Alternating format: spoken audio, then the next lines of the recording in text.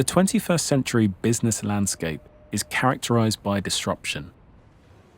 New ideas and new technologies, often introduced by small, agile startups, are continually arriving on the scene, displacing traditional solutions and challenging established companies by creating new markets for goods or services which did not exist before. When you look at the pace of disruption, we've actually never experienced this in the history of any of our economies. The average lifespan of companies used to be about 67 years old. Now the average lifespan for the S&P 500 is looking to be 15 years. Smartphones have been the biggest game changer. Introduced in the late 1990s, their functionality has increased at a massive rate. As well as being able to check email, use social media, and surf the net, consumers can now do many other things using just one device. Listen to music, watch videos, manage their money, find their way, and take photos. The impact on the consumer camera market alone has been huge. In 2010, 121 million cameras were made, but by 2016, this had fallen to 23 million.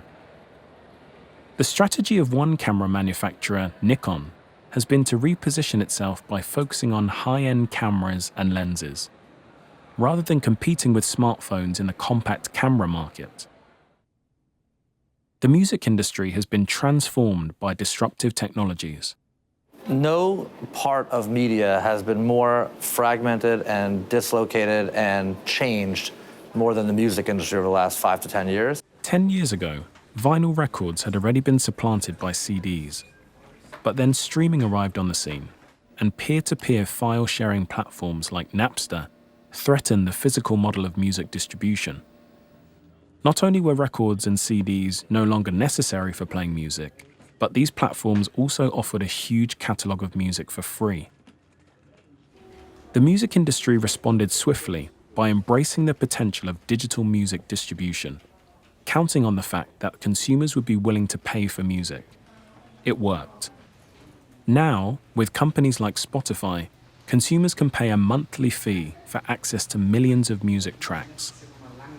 The music industry has experienced growth the last few years, mostly because of streaming services. We really have become a streaming industry in everything but name.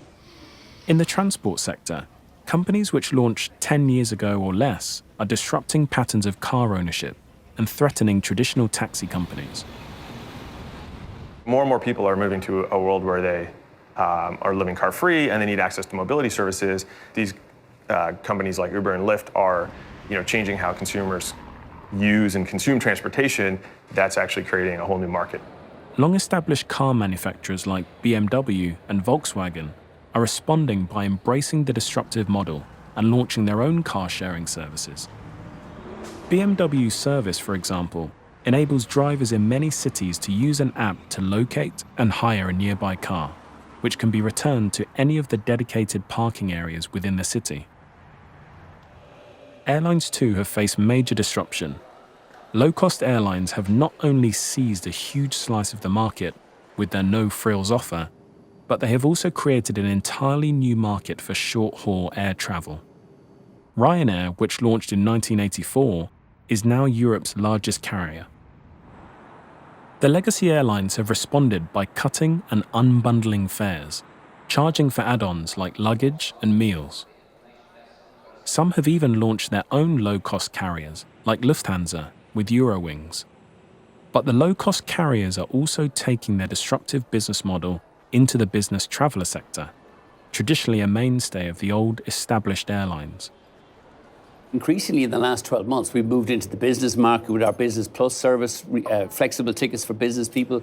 The move into primary airports means more and more people are abandoning the high-fare European legacy carriers and switching to Ryanair. And budget airlines are also applying the low-cost model to the long-haul market.